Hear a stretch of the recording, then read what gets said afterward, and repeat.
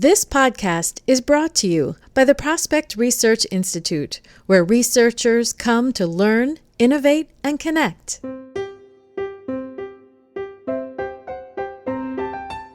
What became clear to me is where there was this big hole, and that was smaller organizations. They were doing appeals, applying for grants, and they were doing events. But were they going out and visiting with some of their donors and getting to know them when they were not in a capital campaign? No, they were not.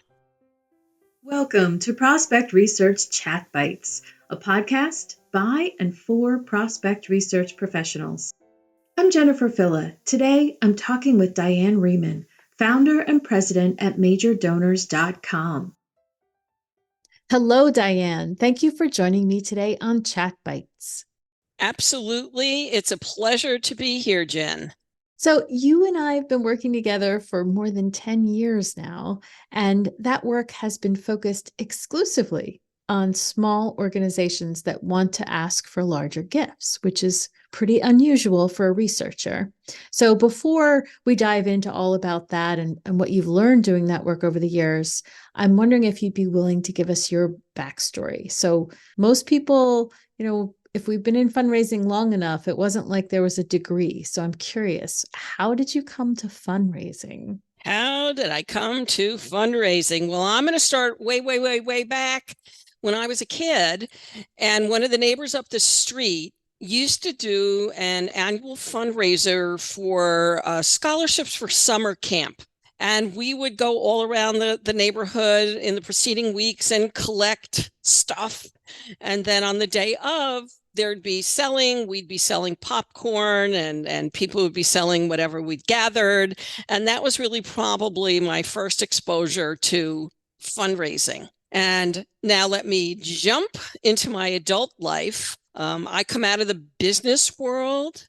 I wasn't entirely satisfied. I started volunteering at a nonprofit that makes sure that children are living in safe homes, and ended up on their board in a capital campaign and going, I kind of like this talking to donor business. And that really did prompt a career change. And although I worked for another nonprofit consulting firm before I started MajorDonors.com 13 years ago, that was really the beginning. Wow.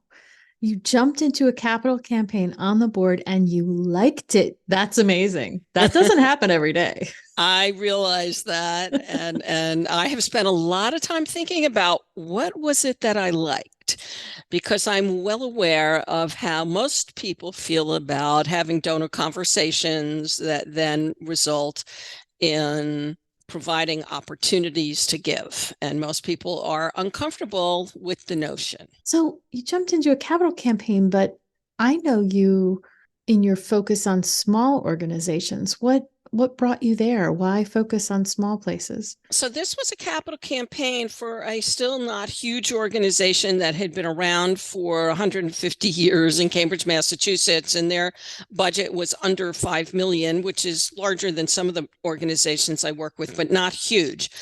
So it was a capital campaign, but it wasn't an enormous capital campaign.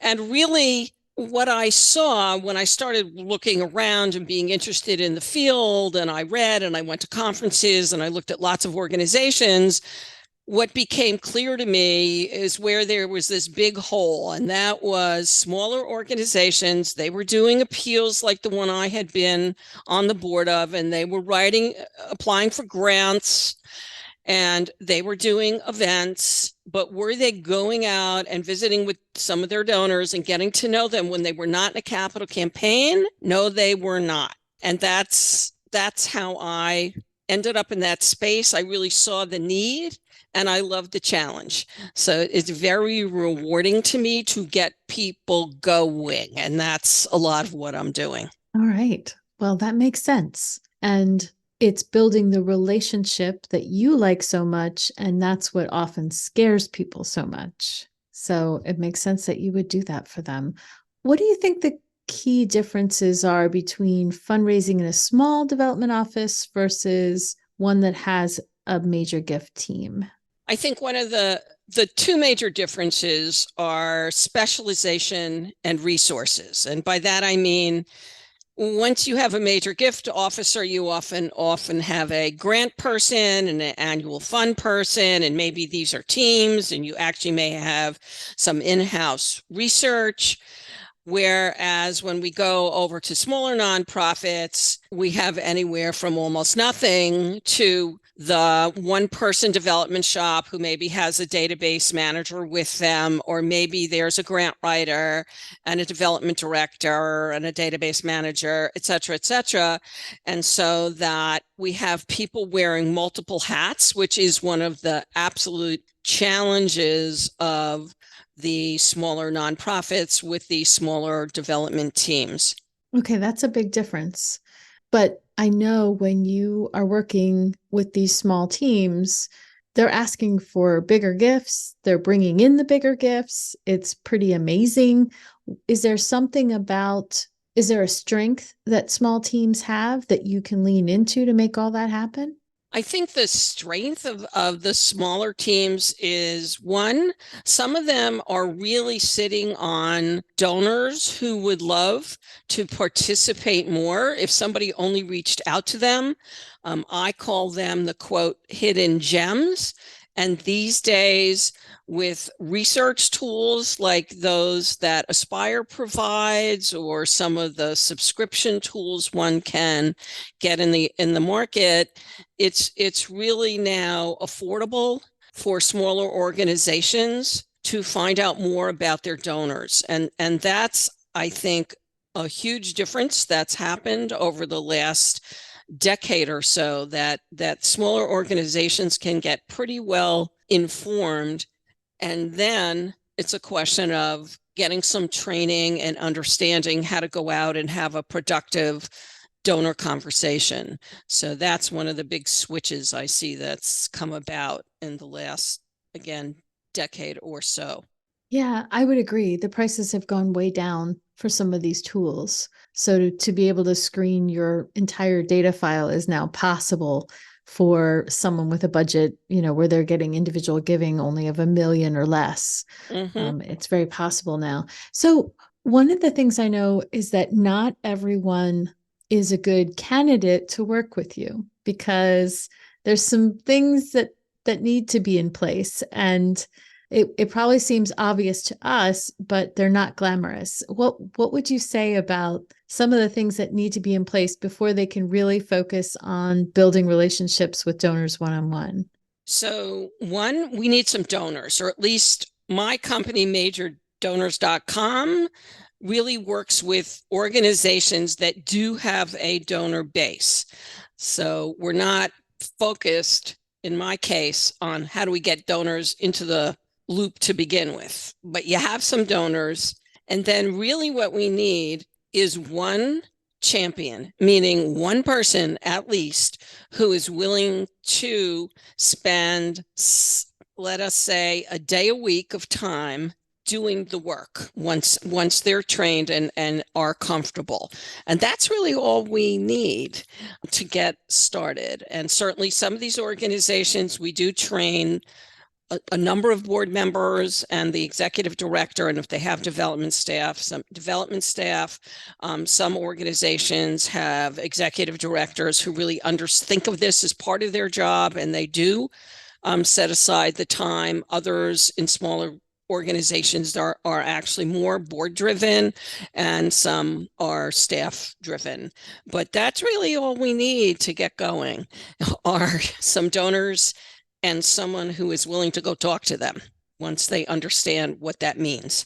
And it's pretty amazing to see them really punching above their weight, so to speak, because you get someone who's trained on how to build these relationships, and suddenly that individual giving number on the tax return pops. It could go over 1 million for some organizations. Mm-hmm. Yeah. So what prompted me to also get into this space is what we know is that individual major gifts are one of the most cost-effective types of fundraising. And that is increasingly the case as the research costs have come down. But even without that, they were. And so I see a number of organizations and they spend an awful lot of time and energy, let us say, on events. And as the principal of the company I worked with before I started my own company, his name is Steve Biondolillo, complicated spelling, but hither dither. And his line was, is the juice worth the squeeze when it comes to events? And almost everyone I say that to chuckles and nod because they understand exactly what that question is about. So given the limited resources of smaller nonprofits in particular, one of the questions is, how do we use our resources wisely such that we're getting the best return on our investment on the fundraising side? So I do ask that question periodically throughout the year. Well, on the researcher perspective of that, like, we know everyone eye rolls at events, right? Some they have their place for sure, but Absolutely. they can be abused. And now that the costs have come down for some of these research tools, sometimes what I see happening is that someone will spend thousands of dollars on a tool, on research, but they don't have the skills to build the relationships. And that's what's been so beautiful about partnering with you, because I know that we'll do the work, they'll pay us, and they will go get the gifts. And then that makes it all worthwhile. Right. And that I agree. And that's why I was looking for a company like Aspire to partner with, because research is only expensive if you leave it sitting there. And I used to say sit on the shelf, but nobody prints anything anymore. So sitting on your hard drive. If you use it, it definitely has a payback. And elaborate research is not even required. Basically, what we're doing in a nutshell with individuals is making sure 3 stars align.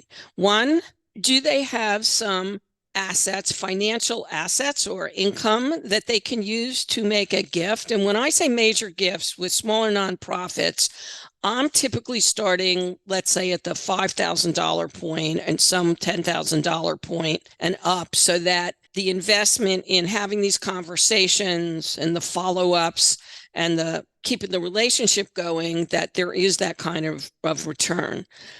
So that does not mean that we have to go find all these ultra wealthy people who everyone is trying to get to. Many nonprofits have some very passionate supporters.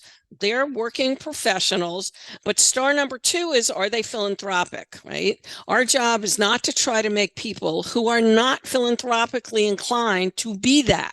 Our job is to figure out who is. So who has some financial resources, who is philanthropic. And one of the ways we know that is they've been giving to your organization already, right? They've made gifts to your nonprofit. They've opened up that wallet, checkbook, donor advised fund, whatever it may be, and they've made a gift. And then the third piece is, what level of priority is your work to this particular person?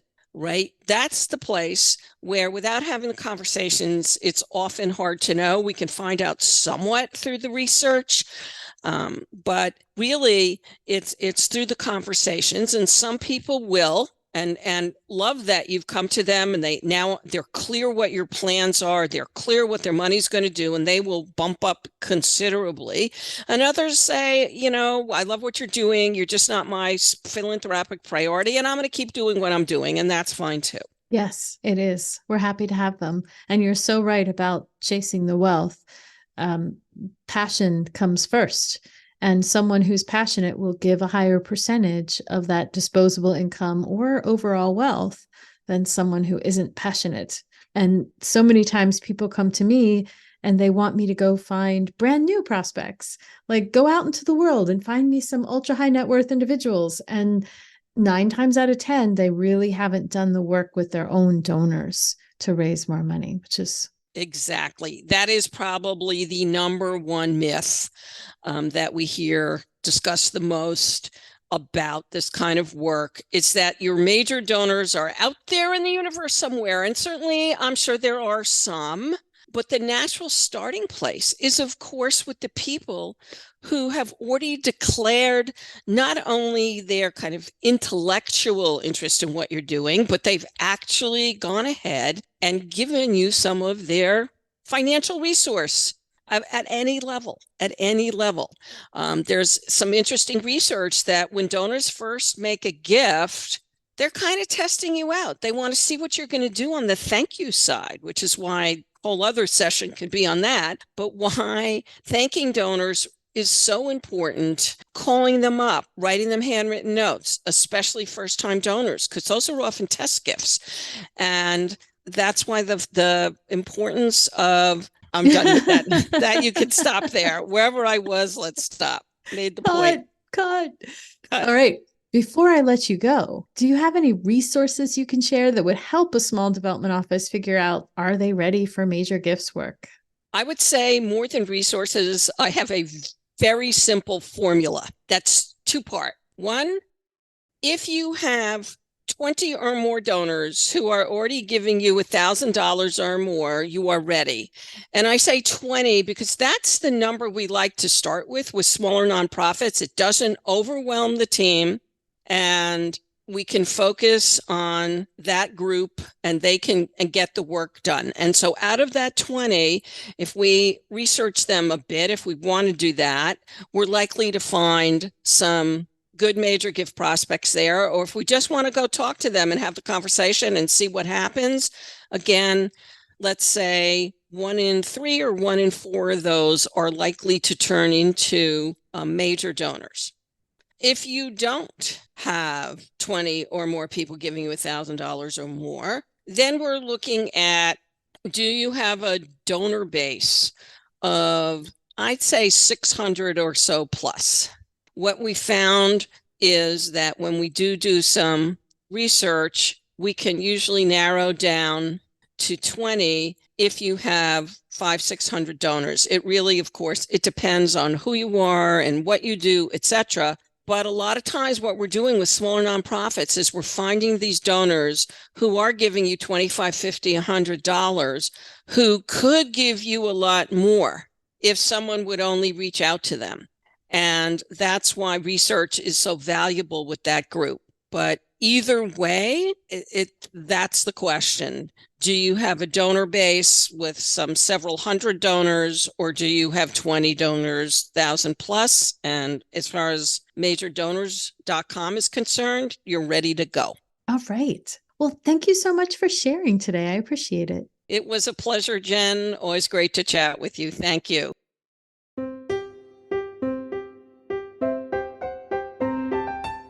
That was Diane Remin, founder and president at majordonors.com. If you're a researcher that wants to work with smaller nonprofit organizations, or if you're an organization wondering how to get started with major gifts, Prospect Research really can help, but only if you get or have the training to build donor relationships. As you can tell, Diane is a doer. She gets people on visits asking for gifts immediately. Learn more about her work at www.majordonors.com.